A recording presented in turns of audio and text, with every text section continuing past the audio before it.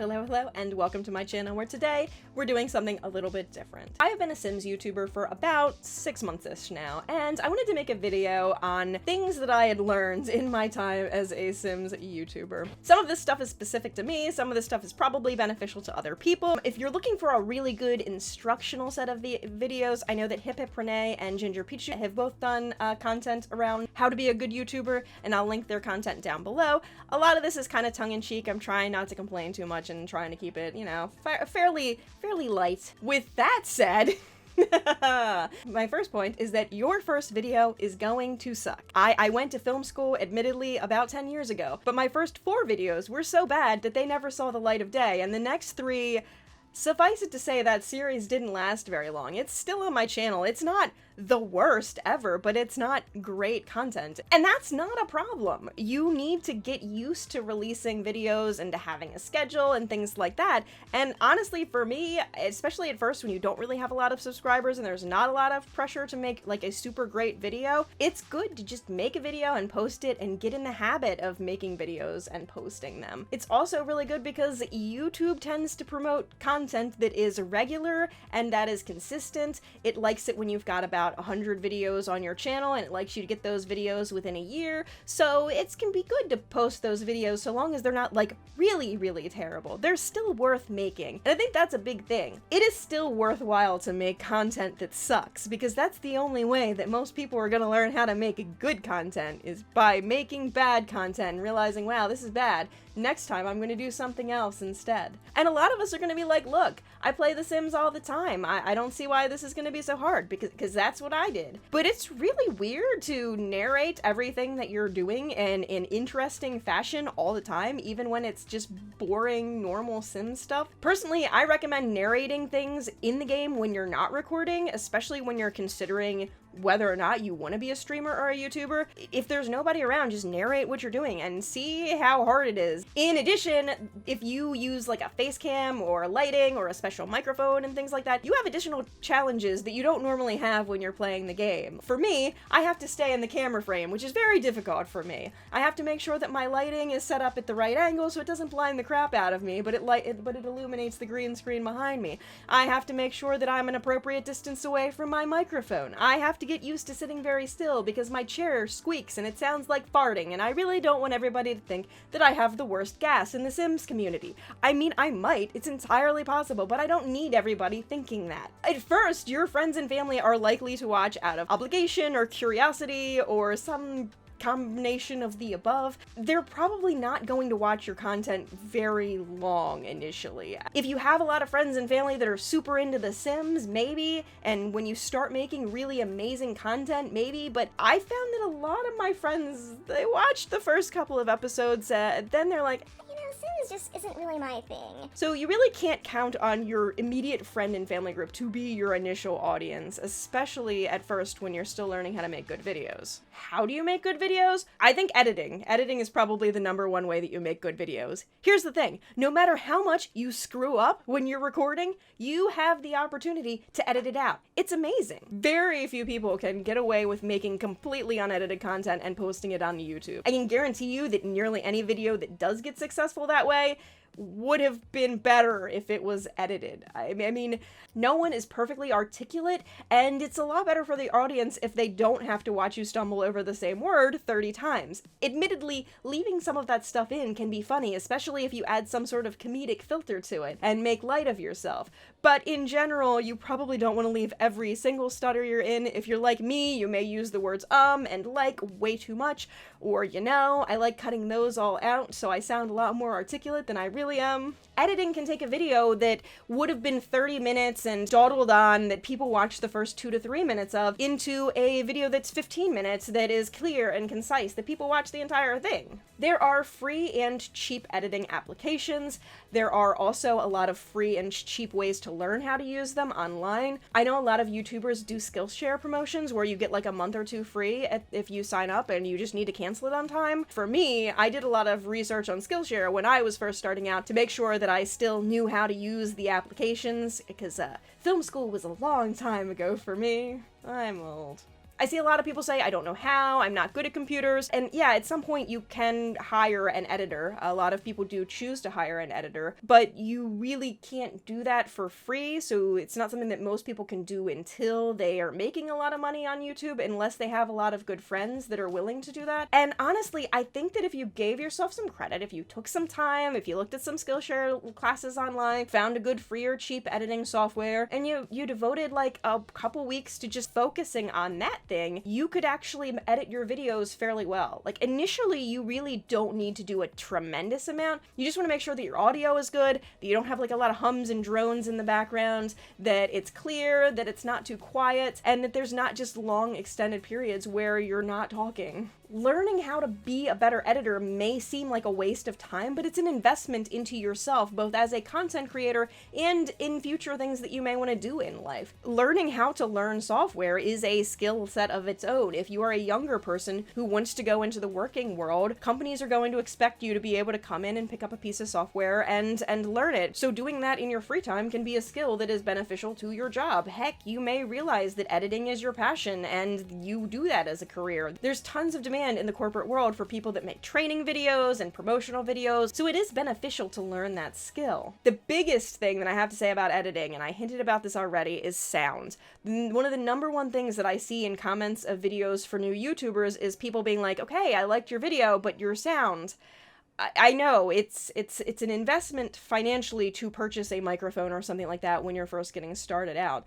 There are decent mics that are available on Amazon that are not terribly expensive. I would say that it's very difficult to listen to audio that is very poor quality for an extended period of time, and most people that I look at that recommend how to get started as a YouTuber, one of the first things they say is purchase a good microphone. Like, people will watch your content if your game's a little laggy, if you don't have very much CC, if your quality of video is not as great, they'll watch the video. But I found that sound is particularly annoying for a lot of people. That said, effort does not necessarily equal reward. Something that I've learned the hardest way. I spent about 19 hours editing a video, and it got maybe 30 views. And then a video that I made just in a hurry because I needed content and put up got hundreds of views and is one of the most popular things on my channel right now. You can never really know how much your effort is going to pay off, especially at first, because you don't really know what your audience likes, or you may not even have an audience who is attracted to you and your content. Because of that, it can be especially difficult at first to know what content is going to sell. What I will say is that pretty much everyone that I've seen has advised that it's very difficult to start with Sims Let's Plays, and that's exactly what I tried to do, and I probably wouldn't recommend that. Let's Plays really rely on your audience developing a big relationship with you as a storyteller and the characters, and it's hard to contribute to that relationship effectively when you're new and you're still learning these things out. It's impossible to control what your audience is going to like, so you may just have content that you really love that you spend a lot of time on that doesn't do well. That is something that came very hard to me. I figured that if I just made good videos, that people would be like, yes, I want to watch these videos. You're gonna need to learn how to market yourself, and that is like the weirdest thing for me. I have stopped thinking of myself as a person and more of myself as a brand. For example, one of the things that seems to work the best with thumbnails is making a dumb face. And let me tell you, do I make a lot of dumb faces? And does my confidence suffer when I watch just still after still of my dumb, stupid faces for hours on end as I edit thumbnails and videos and stuff like that? Now, admittedly, this is only an issue if you're going to be showing your face, but you're still going to be selling yourself as a brand through your thumbnails, your themes on Twitch and Twitter and YouTube and things like that. You need to get people to associate your image with you so they know when they see a thumbnail for your videos that it's your video. Easiest way for me, at least, has been to put my ugly mug on them, but I know that that's not comfortable for everybody for a variety of reasons, which I will get into in just a bit. You have this weird pseudo job of making friends and influencing people. Unfortunately, there's really no on-the-job training except from your other coworkers, and it's hard to tell initially when you don't know them very well which ones are full of crap and which ones actually know what they're talking about. Fortunately, there are a lot of resources online, and I highly recommend that you do research. There are also groups that are specific to Sims Sims YouTubers. There's the Sims Streamers and YouTubers group that is on Facebook. That's one that I'm a part of. Then there's also the Plum Bob Academy on Discord. I found both of those to be very helpful. I know that some people are tempted to just keep to themselves, and I was that person at first. But unless you have people in your life that are other content creators, you're going to find yourself quickly in this predicament where you are doing a lot of really weird things. You're talking into a camera for a while. You're playing video games for a while. You're editing for a while. You'll spend a lot of time alone. And during that time, you're going to have a lot of weird feelings like, why does nobody else in my life understand what I'm going through? And this is the perfect opportunity for those groups. So you have somebody in your life who knows what you're going through, who may be able to offer advice, things like that. I know some people can see it as a competition, but the thing is if Sims videos start trending, it benefits everybody. If I do a video on Sims Medieval and a bigger Simmer does a video the same time period about the Sims Medieval, their video is going to help my video perform better in the searches. So it's always good to have a thriving community of content creators and to help one another out. Another good way to get followers is to do collaborations with people that are similar to your size. And if you don't know anybody, you're not going to have anybody to collaborate with. That said, you shouldn't expect those friends to be your viewers and vice versa. You'll find that at some point in time, you are spending a lot of time both watching and making videos, and you need to make sacrifices. I know that some creators can make it transactional, where they expect that if I watch your video, you have to watch my video, and that works for some people, and so does follow for follow, but that has never been my thing. I mean, I don't mind if my friends don't watch my videos. Obviously, I'd prefer if they do, but I understand that a lot of them are content creators as well, and aren't going to have the free time to watch as many videos as somebody who is just a fan. Because of the transactional nature of some friendships, you need to make sure that you understand where you stand with other creators. You know, you don't want to be extremely emotionally invested in somebody who is only paying attention to you because you comment on all of their videos, and who ignores you the second you stop commenting on all their videos. It's also important not to ride other simmers nuts. I see it all the time where a major simmer will post a tweet or a video or something like that, and you know, I've probably done this to some degree, where you post a link to your own content and you're like, wow, I had that same problem in my latest video, and I cringe looking back at it. When you comment on other people's stuff, it should be related to their stuff. So here's a good example. Initially when I was starting out, I was just throwing links around and things, and people get kind of dull to that. If they just see you throwing links to your content in people's comments, they just stop looking at it, especially when a lot of other simmers are doing the same thing. What works for me is when I make comments related to the other things that people are discussing and try to make it insightful and pointed and directly related to what the other creator is saying, rather than just riding their nuts and praying for the best. The best scenario for you to be in is to be in a relationship that is mutually beneficial, where they are getting comment engagement on their things, and if your comments are interesting to their audience, they may come to look at your Twitter and then find your YouTube or Twitch address from that. And I've gotten a fair number of viewers that way, more than I ever did from just posting links to my videos in like Claire Siobhan's comments section. You may start caring about your body differently, and this is especially true if you are going to use Facecam, but I think it applies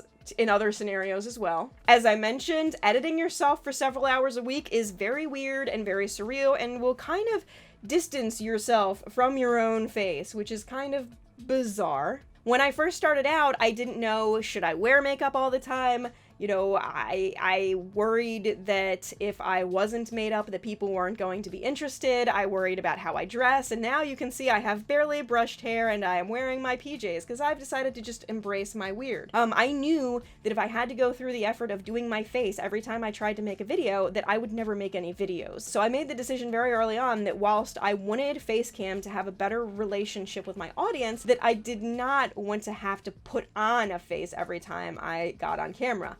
That said, I'm very sensitive about my skin. I have rosacea. It tends to act up most when I'm stressed or when I eat dumb shit, and I tend to eat dumb shit the most when I'm stressed, so it's kind of a bad situation. A few weeks ago, I had a really bad flare-up, worse than I had had in a while, and I'm like, do I still make videos when my face is red and covered with pimples? And I did, because I want to show people that it's okay to make videos when your face is red and covered with pimples. But I now have an 8-part Korean skincare routine. I drink a ton of water. I make sure that I'm putting on chapstick all all the time, and I'm using a ton of different medicated moisturizers to keep my face skin from misbehaving. Even if you're just doing voiceover, you will find that you are very thirsty very often. You will also find that you have stopped thinking about caffeine in the terms of cups and are now thinking about it in terms of like pots or kettles. You need to decide when you film yourself, how much of yourself you want to film. Do you just want to be vocals? Do you want it to be your face? Do you want to do makeup? Do you want to wear special outfits? Do you want to look a certain way and embrace a certain aesthetic? There's obviously benefits to this. You know, if you look a certain way, you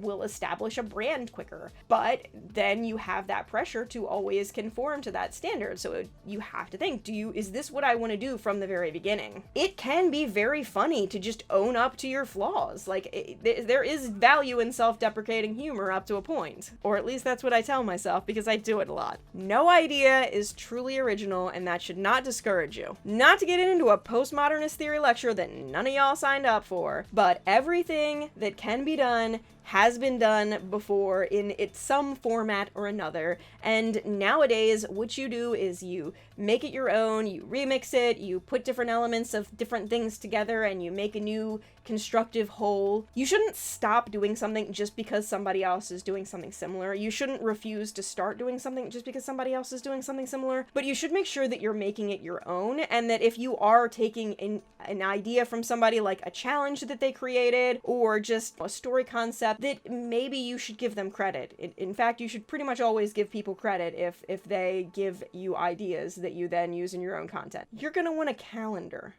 I never thought I would, but I have one. At first I thought, cool, I'll make a video. I'll film it, I'll edit it, I'll make a thumbnail, I'll post it online. Unfortunately, for a variety of reasons, that's not a very practical way to work. Everything takes a bit of time to set up, whether it be your whole recording setup or whether it just be your brain and the stuff that happens in your brain parts. The way brains work, they like doing a task and staying on that task, and then switching gears, and then doing that task and switching on that task. There are people that can effectively multitask, but you are going to be more productive if you do your editing when you're in a good editing groove, your recording when you're in a good recording groove. Like, it's very hard for me to switch from being a very animated, talkative person who's talking into the camera to being a very quiet person who's thoughtfully editing videos of herself. So what I tend to do is film over the course of one day on the weekend. I'll film 1 to 5 videos depending on how well the day is going and how I'm feeling, and then I'll edit them throughout the week, and then I'll go through and do the thumbnails at the last minute because I haven't started practicing what I preach yet, but I plan to eventually. I need to work harder on thumbnails. I suck at them. If you have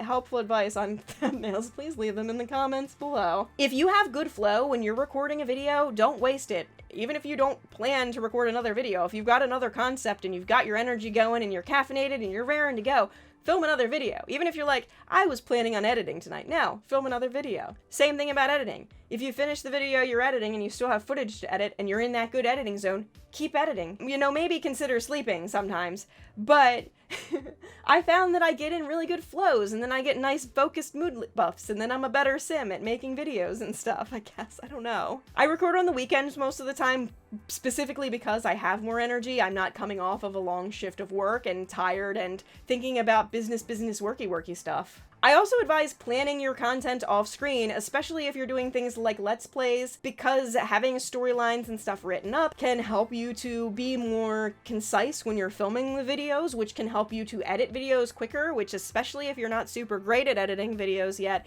can be a huge benefit. I found that I save a lot of time in planning. You may need to do character creation and building and CC shopping and stuff like that behind the scenes, especially if you are doing Let's Plays. When you're doing things like decorating rooms or building houses or casts for a video, I do highly recommend trying to turn that into content if you can do so in a way that is interesting. Like, you can stream it on Twitch, or you can maybe have all of the characters in your Let's Play be part of, have come from challenges that you've done in casts. That way, you aren't wasting time that you could be getting content out of things, because most people do not have anywhere near enough free time in life. So if you can make content out of stuff that you were gonna have to do anyway, highly recommend it, so long as it is legitimately something that people are going to want to watch. Finally, you are going to fuck up. You will fuck up in new and interesting ways. You will think that you have learned how to do things, and you will still fuck up. You will have done this for months and months and months, and you will still forget to record your audio,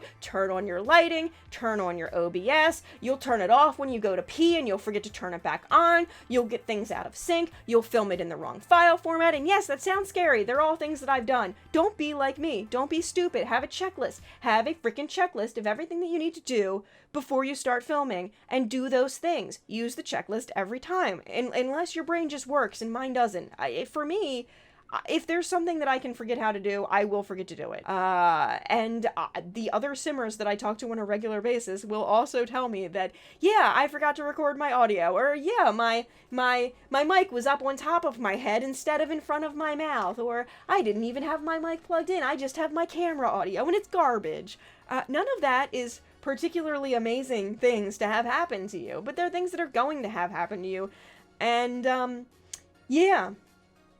yeah, the quicker you come to terms with the fact that fuck-ups will happen, the happier you will be. The quicker you get into a groove and a process and you do things the same all the time so you don't forget steps, the happier your life will be because the less content you will lose. Always back up everything. Do not delete anything until you are absolutely positively sure that you are never going to need that content again. Do not delete it. And even then, don't delete it. Put it on an external hard drive and put it in Dropbox or storage somewhere. Just, you may need that footage later and you're not going to have it and then you're going to be mad. At least I was. Anyway, if you've watched thus far, you must have liked something. So please like, comment, and subscribe. It really does help out my channel a lot, and have a wonderful day. Bye-bye. That was really awkward.